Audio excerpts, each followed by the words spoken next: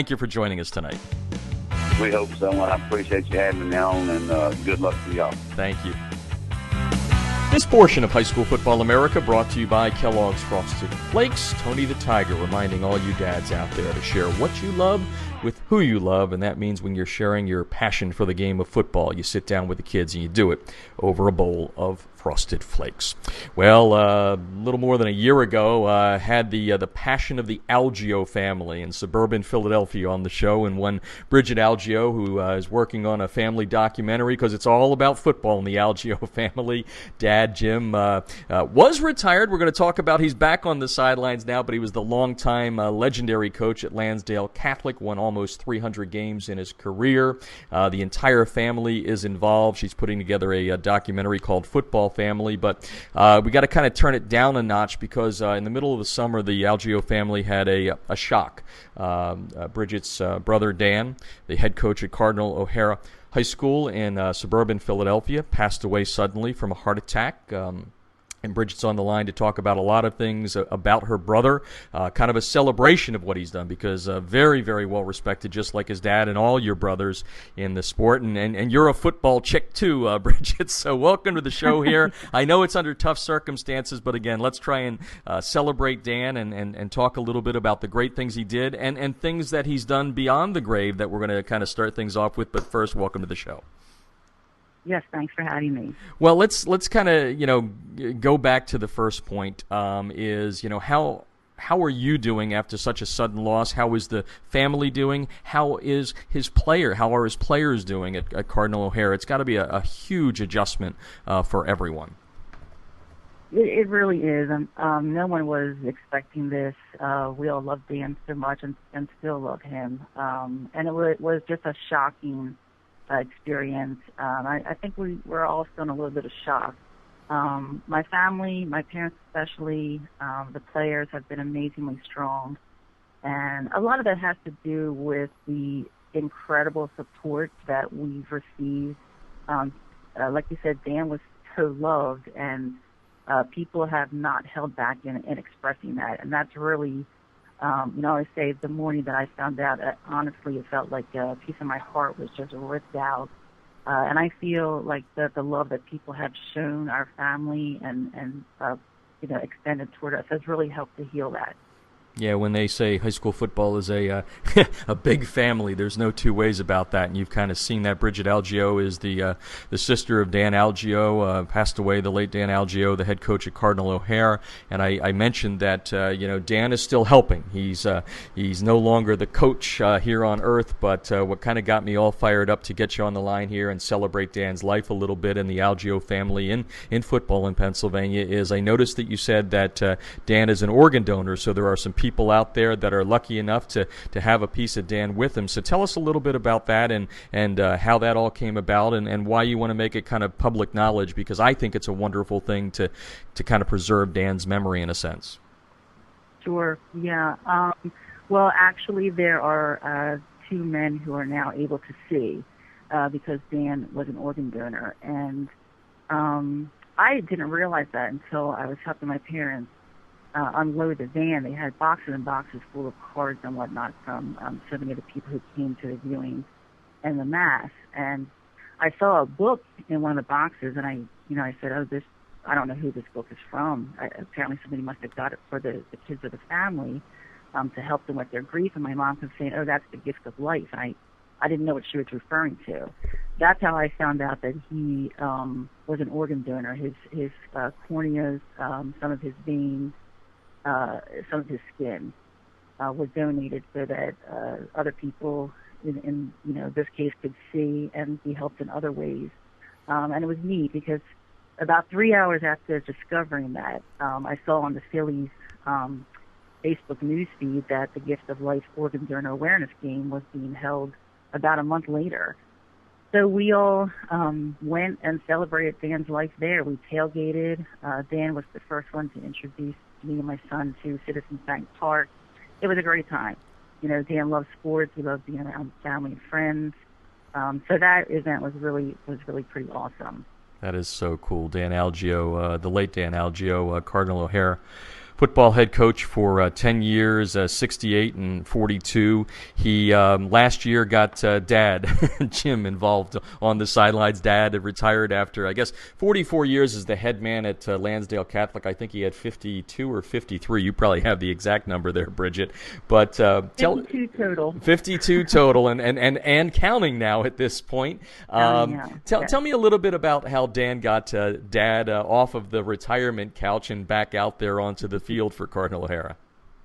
Yes, well, my dad was 44 years at Lansdale Catholic. He loved coaching. Like Dan, he loved the kids. And he retired from teaching first and then coaching a year later.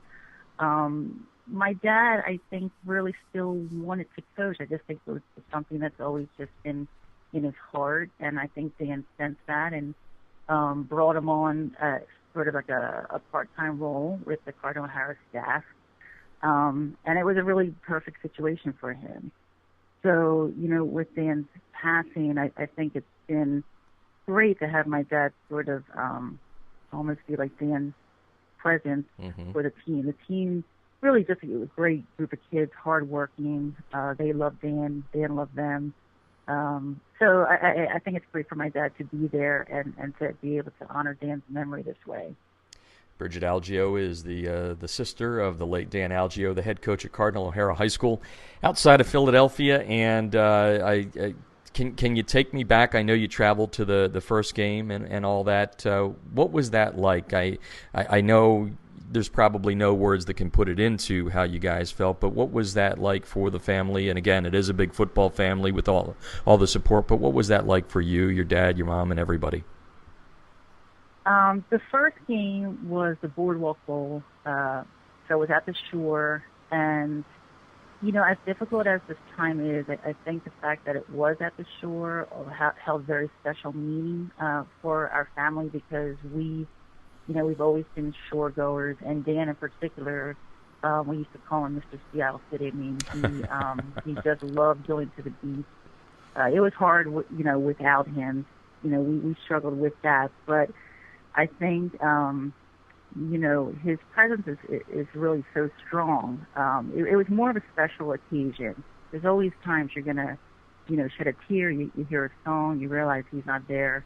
We just celebrated my dad's birthday. He wasn't there singing along with us, but we're kind of getting used to these different circumstances. But we really do feel his presence very strongly. And the first game, it was great to see the kids fight so hard. They made a game of it. And we're looking forward to seeing them, play every game this season. So it was a good experience all in all. That's good to hear, and like you say, it's tough. By the way, I just got excited that you called it the Shore. I've been chastised by people wherever I moved around the country. They're like, it's the beach. I'm like, no, not where I'm from. It's the Shore. Well, listen to a Springsteen song. The shore. Down the shore. Exactly. If you don't say it that way, you're not actually from there. You just fake it. It's like a Philly cheesesteak. If it's Philly cheesesteak on the menu, it probably means it's a bad knockoff of it. It's just a cheesesteak. Anyway, Bridget Algio. Exactly. Bridget Algio is on the phone. We had her on the show last year talking about a documentary. She's still working on that, and maybe the name is even more appropriate now. Football Family. From your perspective, and again, your brothers are all involved in the sport coaching and all that. You're the girl on the sidelines, but you're really not. Tell me a little bit about your connection and how you're going to try and keep Dan's memory alive, whether it's through the documentary or other things that you do. Well, really, one of the first ways that we're all keeping his memory alive is really taking part in the things that he loved, the things that he enjoyed. And that includes spending time with his daughter, Rebecca. He really just loved her to death, like off the charts. So, really, that's really been very therapeutic for us and healing for us to just, take hold of things that he really loved.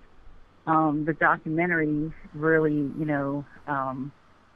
the stories that go into the documentary are countless, and one of them deals with loss. Really, there's a few rare breed players that we've lost along the way, and we never foresaw that Danny would be one of them. But they all just represent something amazing, an amazing spirit. So it really makes the documentary more profound for me. And we touched on it a little bit, but I just wanted to kind of maybe dig into the staff, because we, of course, have a lot of coaches that listen to this show.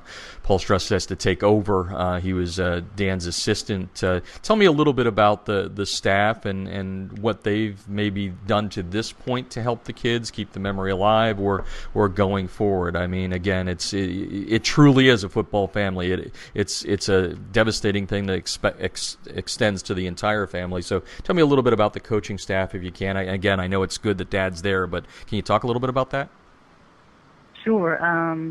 Paul has coached with Dan, and he's just been amazing in this whole thing. I'm really happy that he was put as the head coach to sort of, give some continuity, because it's not only just the players, but the school itself, the community there, really suffered a shock. So I would say that the whole Cardinal O'Hara family has just been incredible. In fact, tomorrow, the 9/11 Remembrance Mass, they also are doing a memorial for Dan, and all the students are going out to the stadium and spelling Dan's motto for the school, which is all in. They're all spelling that out, the entire student body on the field, which is, pretty cool. But I think everyone at Cardinal O'Hara, again, has made the healing process so much easier, because they love Dan so much, and they really let us feel that. Well, Bridget, I know it's hard to do this, but when I kind of hit you up on Facebook the other day and said let's do it, you were happy to, and I'm glad you were, because I think now a little bit of time beneath it, we're able to tell the story again. Dan able to help from beyond the grave with being an organ donor. That's wonderful, and our condolences to you, your entire family. And I know it's tough, and it's not going to get easier, but we just appreciate as High School Football America what the Algios have done for the sport itself. Yes, and I really appreciate. I love talking about Dan. He was, funny. He loved sports. He loved family and friends. And the bottom line is he was just a really good person. Just really good to the core. So I really appreciate the opportunity. You're very welcome. Always have a friend here in us. Well, that's going to do it for tonight's show. I want to thank our guest on the show, Rush Probst from Colquitt County, as they have a big test tomorrow night on the road against Enterprise in Alabama. Also want to thank Bridget Algio for sharing the wonderful story about her brother, the late Dan Algio, the head coach at Cardinal O'Hara High School in suburban Philadelphia, and continued good thoughts and prayers to the family there, and obviously